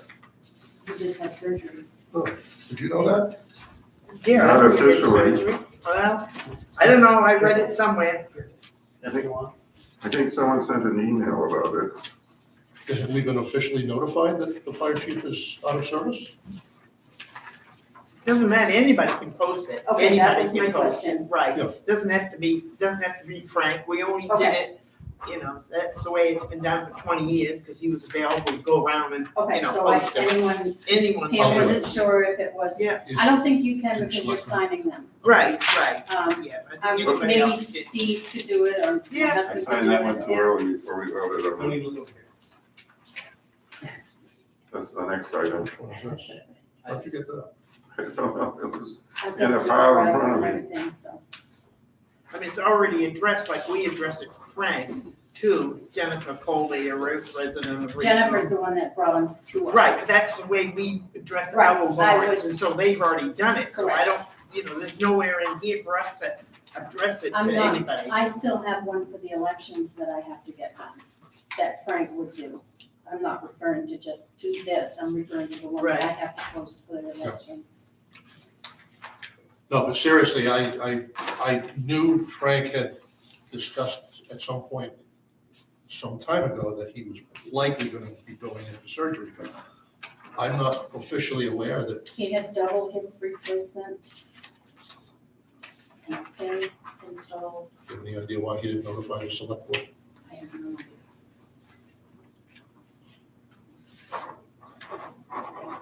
It feels like there's a Well, lot more than 7 of these. There should be, Well, 12. these here is nothing that we signed, you know, this is, Yeah, it's countersigned by the select board, by the majority of municipal officers of Alsed.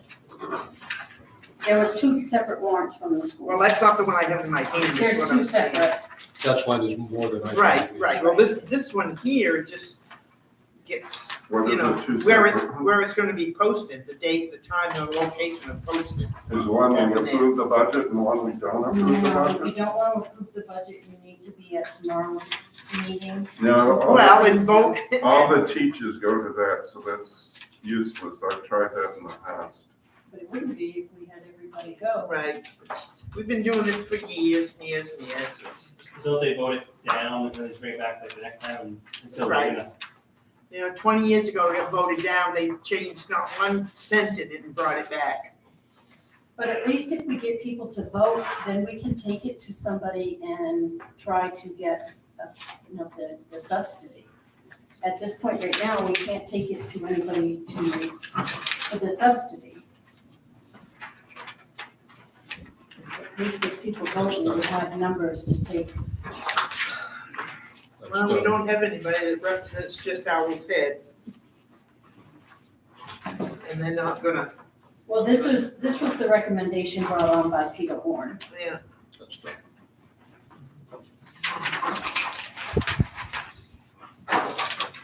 this one here just gets, all right, that's that. A little faster if you can stand it. Got it. So I'm still a little confused as to what the two different things are. Well, One's for the election and what's the other one? This is the warrant and notice of election to call regional school unit RSU 13 referendum. And this is to call RSU 13's budget validation referendum. That's what the motion was. So what's the referendum then, I guess, question? Well, that's for the June, for the June vote. No, I guess they want to change the process of how we're approving the budget. Do you expect Pam to be in tomorrow? Take a second. Supposed to be. The red line information on that. Yes. I need to do that. I'll do that tomorrow when I come in to sign those other documents. She should be in it in the morning. All right, anything else? We've got all those signatures done? I believe so, and I'm ahead on the next one. All right, next item on the agenda, sign the remote participation policy. This is the remote participation policy for the town of Owl's Head that we adopted officially on the 19th of April. It actually has 2 signatures on it. Ms. Page, you neglected to sign this, perhaps because Miss Page, it says right here, Linda Page. I didn't sign it, Linda Page. That wasn't me. It says Linda Page on the signature line. On the signature Oh, the line. signature line? Yeah. No, thank you. What? That was written up by. Oh, I didn't even see that. Administrative assistant, not me. You know, some I people have have made found that it mistake. appropriate and acceptable to be married to me for 50 years. Obviously, yeah. And you say, no way? I don't want to be married, it's nothing to do with you. We're turning the page. Right. Are we accepting that the way it is? Yeah, she adjusted her name on it, Okay. but we had already voted on it and it Yes, already had Right, right, yeah, majority that's, yeah, signatures, so that's what matters. this was just a formality Yes, to yeah. finish that off. I'm not aware of any other business to come before the board. So, Other than the warrants. yeah, our next item on the agenda is to approve and sign the municipal warrants. Something I was gonna ask about, I can't remember. Did anything ever come about, you know, the packing on Birch Point?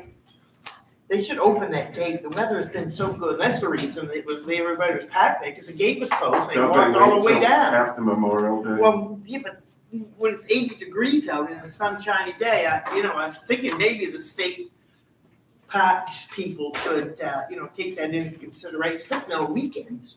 What's the big deal opening it, It's Didn't like- they widen the road down there a little bit? Not really. We No, put they need a signs. parking area. I thought they put it.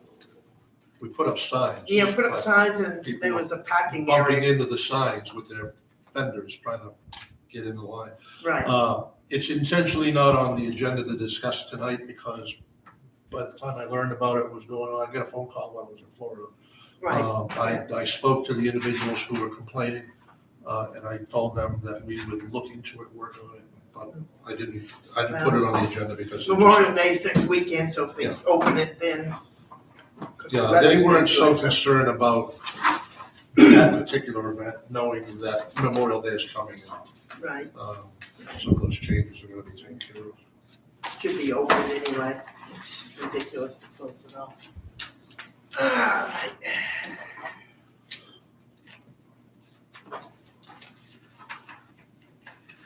Linda Page, Again?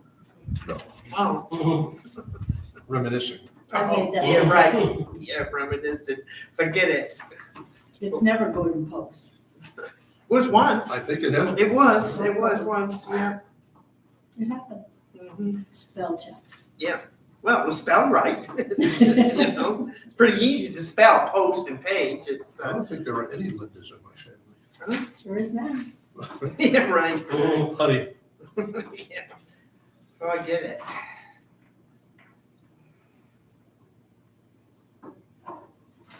we're just distant cousins. Maybe we should do something about the nepotism. Yeah, right. Well, there's an election coming up in August. Don't get any ideas, lady. 3 more years. Me. Then I'm done. 75. We'll be Oh, sitting in geez, here. who are you kidding? What? 3 more years.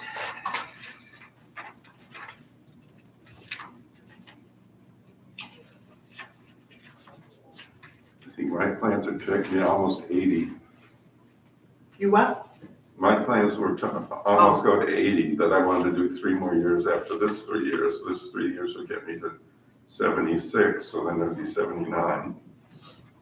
Right.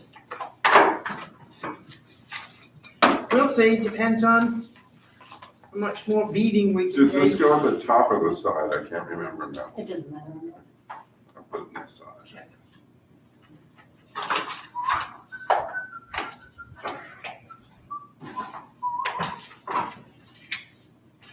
Was there any discussion on the boiler and furnace bids? Say again, please. Was there any discussion on the boiler and furnace bids? Because that needs to be No, what needs to happen, and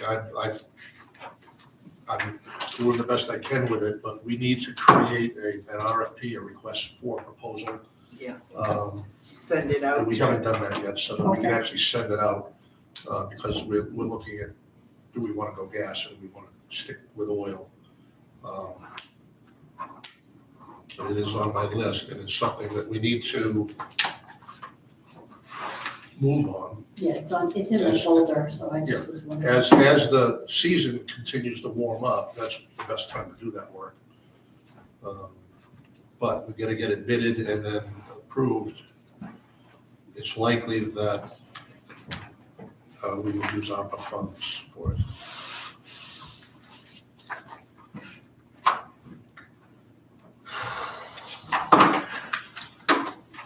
And it's not on the agenda, but I don't think it's a critical matter that we can't informally discuss it. There's a tree out in the front lot near the driveway that much of the tree is dead.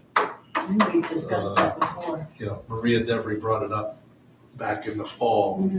I talked to Terry Moraine this afternoon about the tree, and he said that he is more than capable of taking it down if that's the direction we want to go in. But I told him we want to wait another few weeks and see how it leaves out. But do you, either of you have any objection to removal of a tree? No, if it needs to be, yeah, Bruce Colson does that work too. Done it for me before, Dave Bragg. Yeah, I think because it's such a small Right, tree, Terry said he can take care of it yeah, probably there's nothing you need, for a lot, you know, for you an don't hour need a whip. wage versus. sitting in whatever. Not close enough that the electric company would do it from us. There's I a tree don't know. down at the cemetery on Lighthouse Road, and it has taken, but the Oh, cemetery has no, they have nothing to do with it because it's a private cemetery, but we're getting phone calls, making Well- complaints. Michael spoke about that a couple of meetings ago. Has she been notified of it officially? She's the one that, her and Dick are the ones that brought it up. But now I'm starting to receive phone calls from, Can you get a recommendation from Michael? Ask her what do we need to do to get the Who things. owns the cemetery? I don't know. Shouldn't they have to do it? Well, I don't think anyone is, It's probably like Rose Hill Cemetery, if Dick said- anybody owns it, they're probably buried there. Which cemeteries? it's right on Lighthouse Oh, Road. Lighthouse. Oh, the old cemetery. Yes, Now, who maintains the Lighthouse Road? it's a Oh, state park. that came up when. That needs to be addressed. The lighthouse is federal. No? Yeah, no, I think they were turned over to the state, I think. Remember someone was complaining about the truck was blocking the road or something on Lighthouse Road? I don't remember that. That was only a couple of years ago. The road is like driving through a gravel pit. Oh, yeah. I haven't been up there. Yeah, it's a year. terrible, It's ridiculous. but it's not the town, it's either the state or If you're talking like the road to the parking lot, that's the state. right, yeah, that's what I'm saying. Because I talked to our rep one time and he was supposed to push for funding to have them smooth it out.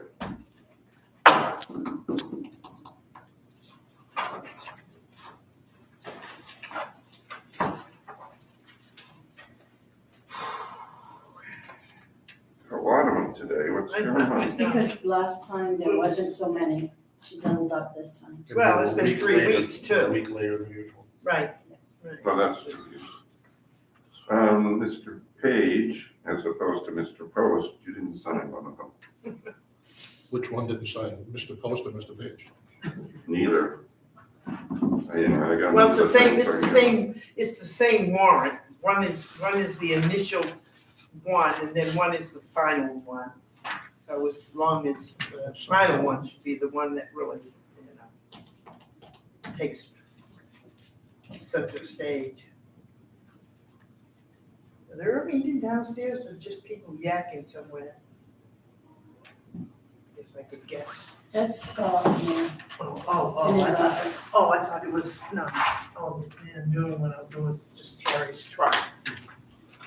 Could anybody tell me why we would have written a check for $50 for B Dodge and $50 for Jasmine McClure? Because they are rentals for downstairs. Refund, Oh, they're refunds. refund, Refund rentals. yeah, refund for the deposit.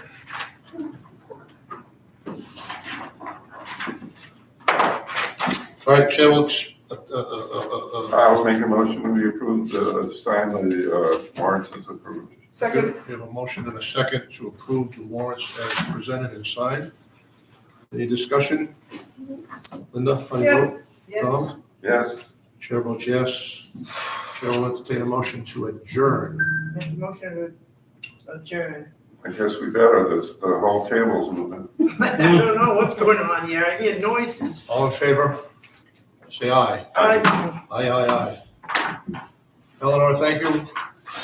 my power went out. Did anybody else lose their power the other day? It was only 35 people, so I imagine it was my neighborhood. Not that I know of. Was I home?